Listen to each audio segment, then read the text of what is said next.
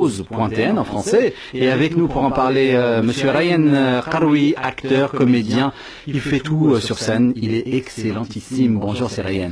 Bonjour, tout d'abord merci pour l'invitation, très heureux d'être là parmi vous à RTCI.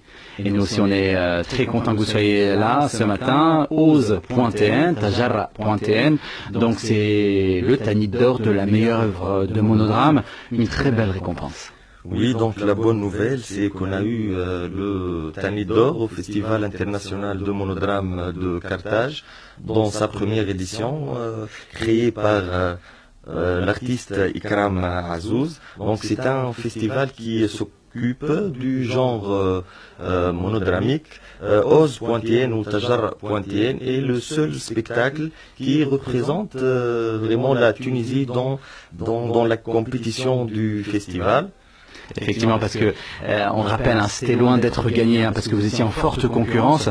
Plus de 20 pays participaient à ce premier festival. Oui, c'était pas facile avec ce nombre de pays, de la France, de l'Allemagne, du Maroc, de la Libye. Donc on a travaillé spécialement pour ce festival. On a changé quelques vannes, on a ajouté, on a éliminé quelques situations pour que je me mette à l'aise dans le spectacle et pour que je peux être c'est-à-dire présent physiquement et même moralement pour la compétition. Alhamdoulilah, on a eu ce Tanit. J'ai l'impression que vous parlez d'une compétition, de quelque chose de physique. Donc on rappelle quand même que c'est une œuvre, une nouvelle production du Centre national des arts dramatiques et scéniques du KEF.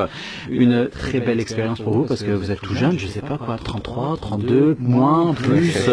Donc 30 ans. J'y étais presque. Donc Ose.tn, c'est pas la première expérience comme étant un acteur, donc c'est la première expérience au genre de monodrame. Donc c'est une nouvelle production ou un nouveau-né du Centre d'art dramatique et scénique du KEF, texte de Nourdine Hammemi, mise en scène Lazar Al-Farhani et interprétation Ryan Karoui. Donc je suis très heureux vraiment de cette expérience. Donc ce genre n'est pas vraiment facile. Pas du tout, parce que c'est une comédie, d'une certaine façon on rit beaucoup, malgré le drame qui est derrière l'histoire du jeune Ammar, ce jeune qui rêve d'un monde meilleur et qui se présente, oui, aux élections présidentielles. C'est un petit peu ça, le début de l'histoire. Oui, donc le sujet se base sur ce personnage principal, Ammar, qui se présente, comme vous avez dit, aux élections présidentielles. Après ça, ils l'ont torturé, ils l'ont emprisonné, mais il a gardé son rêve, il continuera à rêver malgré la mort de son épouse, malgré la mort de sa mère, mais il ose de rêver. C'est incroyable, parce qu'effectivement, l'histoire, quand on l'écoute comme ça, on dit « Ah, c'est un drame, on n'a pas envie d'y aller ». Mais il y a tellement de situations cocasses, insolites, et puis aussi des sujets importants qui sont abordés, que on est pris dedans. Et puis on rit, on réfléchit, puis les sujets qui sont abordés, c'est des questions comme la question des libertés, des droits de l'homme, des questions qui sont pas faciles à traiter sur scène. Donc c'est pas une comédie basée sur les blagues. Donc c'est une comédie sérieuse où on peut dire que c'est un tragicomédie. C'est un mélange entre un style tragique sérieux et un style comique basé sur le burlesque, le grotesque. Donc le public rit, mais rit sur ses problèmes, sur l'actualité, les problèmes de l'actualité, les phénomènes aggravants dans l'actualité. Donc c'est ça. Donc c'est ça, vraiment l'idée est venue de là, de l'actualité, de la révolution de 2011, de ce qu'on en a fait, à quoi on a abouti, et puis un mélodrame. Il y a beaucoup d'humour, comme je disais, un public qui rit, qui s'interroge, qui participe peut-être, avec des phases de silence, des phases de rire. Et peut-être le but, c'est peut-être que après le spectacle, il y ait une discussion. Il y a une introspection qui se passe, non? Oui, Donc l'artiste généralement est attaché à son milieu et attaché à l'actualité.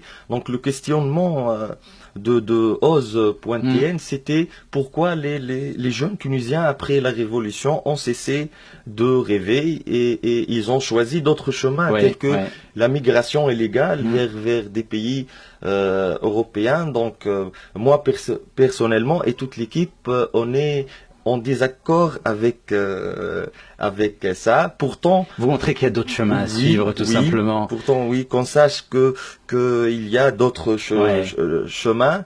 Donc, Oz.tn, c'est le Oz vers le rêve, et comme le proverbe français, tout grand rêve commence par un rêveur. Donc, c'est ça notre message de Oz.tn. Et puis c'est incroyable ce qu'il fait, ce monsieur qui est devant moi, parce que quand je dis c'est incroyable, c'est que il endosse à la fois une trentaine de personnages à la fois, durant, je sais pas, 1h30, 2h, 1h30 de spectacle, et puis il y a les costumes qui sont derrière, et puis quand on vous voit de loin, vous avez l'air très très imposant. Peut-être c'est le statut, c'est peut-être le rôle que vous êtes en train de jouer.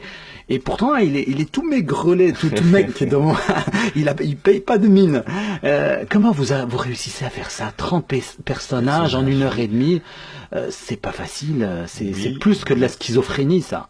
Oui, c'est pas facile et en même temps c'est merveilleux. Donc c'est un travail de toute une équipe qui m'ont aidé à incarner plus que 30 personnages. Chaque personnage a son costume, chaque personnage a sa composition physique et même la composition de voix.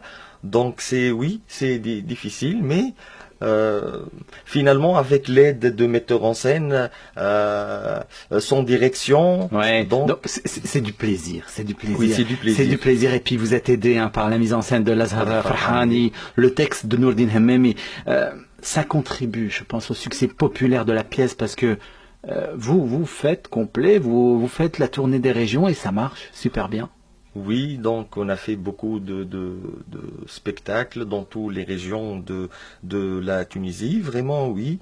Le texte m'a aidé, la mise en scène aussi m'a aidé. Finalement, c'est pas seulement mon travail, c'est un travail de toute une équipe technique et même artistique pour aller loin de ce travail.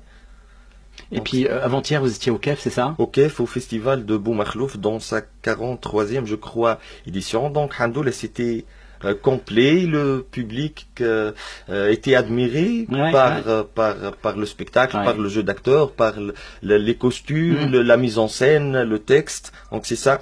Et vous faites un petit peu, comme je disais, le tour des régions, mais je ne sais pas pourquoi, mais on a l'impression que vous êtes un petit peu oublié par les soi-disant grands festivals. Et pourtant, à chaque fois, c'est complet. Oui, donc je ne sais pas. C'est quoi, c'est un problème de com Non, à mon avis, donc les directeurs de festivals ont une autre ou un autre vision. Donc ils font appel aux artistes connus dans la télé, peut-être pour faciliter ou pour attirer facilement le public, je ne sais pas. Tajara.tn, donc ils n'osent pas aller vers vous. Mais je vais oser à être dans ces. Eh ben on l'espère parce que quand même Tani dort, hein. On le rappelle, Tani dort. Et puis le 17, on rappelle les dates. Vous serez à Nebel, le 19 à Klibia, le 27 à Célienne, le 6 à la Cité de la Culture ici à la Tunisie et d'autres spectacles. Eh ben merci beaucoup. Donc on rappelle, Tajara.tn, c'est avec Ryan Karoui.